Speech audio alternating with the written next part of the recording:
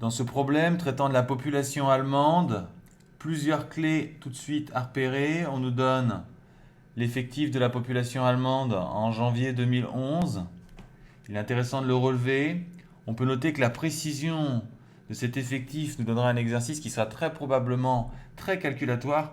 Mais la clé, surtout, c'est le taux d'évolution de la population allemande qui est supposé constant d'une année sur l'autre, ce qui implique qu'on va passer d'une année sur l'autre en multipliant par 1 moins t sur 100, autrement dit par une constante.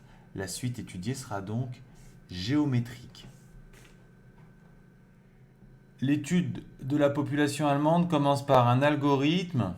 Deux clés à repérer tout de suite. La première, c'est la boucle temps que qui vous indique tout de suite que vous avez affaire à un algorithme de seuil.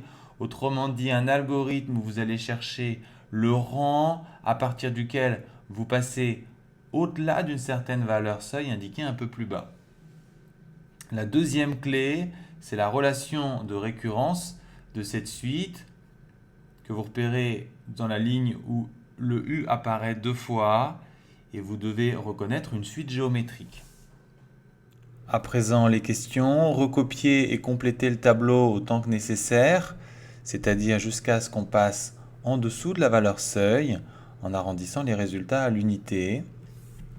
On peut observer le tableau, on note qu'il y a les termes ici, les indices en bas, donc 0, 1, 2, et ainsi de suite.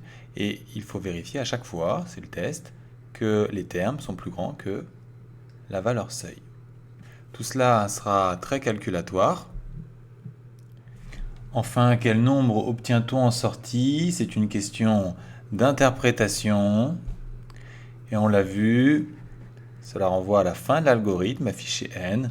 C'est le rang pour lequel on passe en dessous de la valeur seuil. Alors, j'ai commencé par indiquer ce que vous devez relever au brouillon, c'est-à-dire les informations clés. Ensuite, j'ai recopié les deux premières colonnes en précisant pour le test U supérieur à S, vrai, puisque on a bien U qui est plus grand que la valeur seuil. J'ai également rajouté une ligne indiquant les années qui me permettra d'interpréter plus facilement mon tableau. Puisque l'on possède la raison, on sait comment passer d'un terme au suivant, ce qui va nous permettre de construire la suite du tableau. Donc pour l'indice 2, le test est à nouveau vrai puisque on est toujours au-dessus du seuil et on est pour l'année 2013.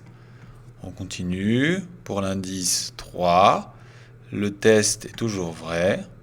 Et pour l'année suivante, cette fois-ci, on constate qu'on est passé sous la valeur seuil. Le test étant faux, la boucle va s'arrêter. Le nombre obtenu en sortie est donc 4, qui correspond à la première valeur pour laquelle on passe sous la valeur seuil.